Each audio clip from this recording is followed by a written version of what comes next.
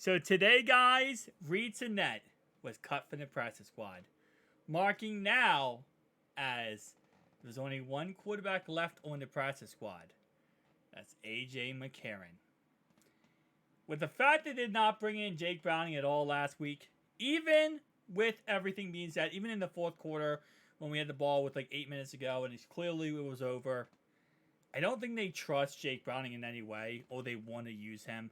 Even when he was thought to be the starter or potential starter, it seemed like every single person in the Bengals organization was like, the worst case scenario possible is go with Jake Browning, right?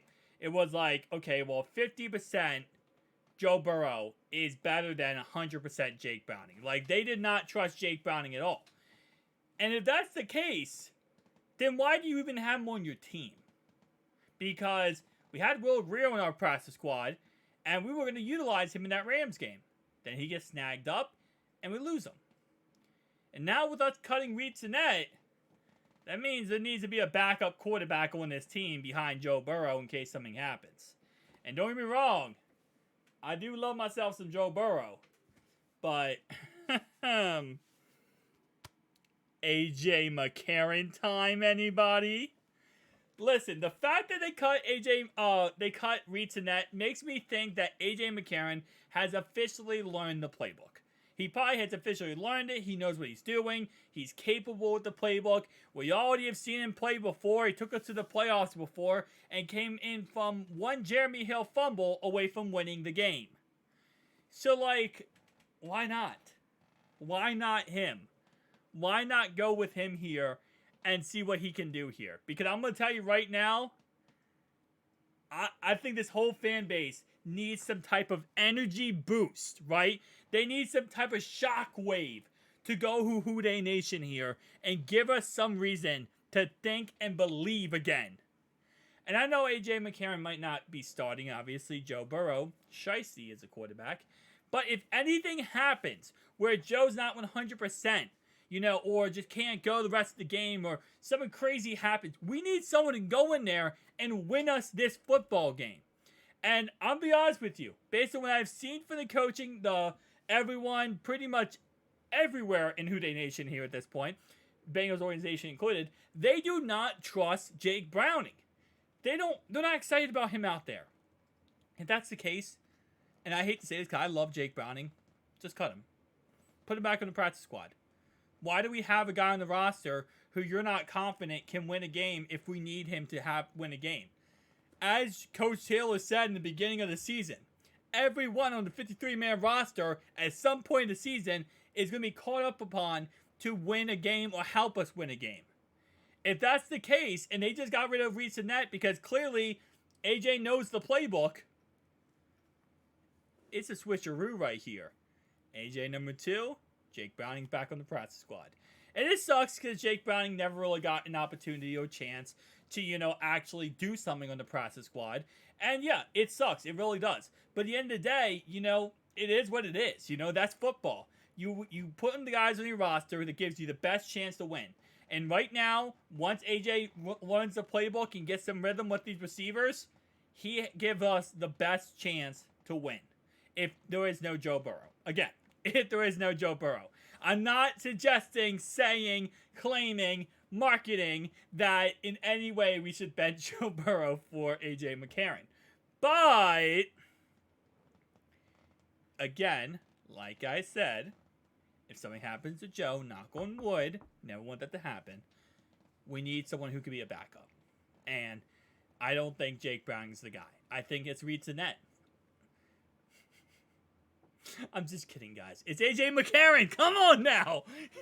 You guys really... I know if I got like 3 or 4 people watching this video being like, wait, what?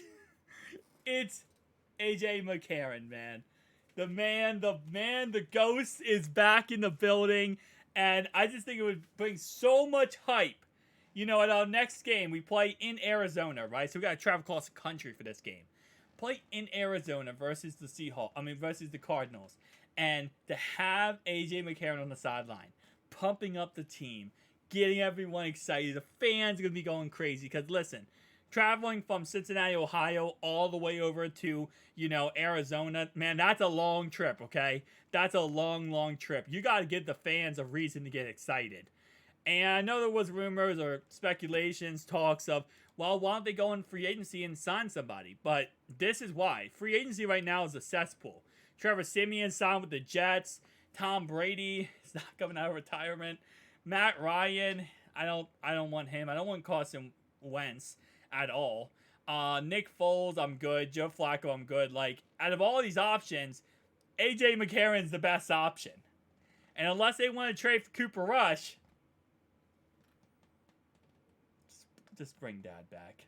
Bring the dad back. Bring him back.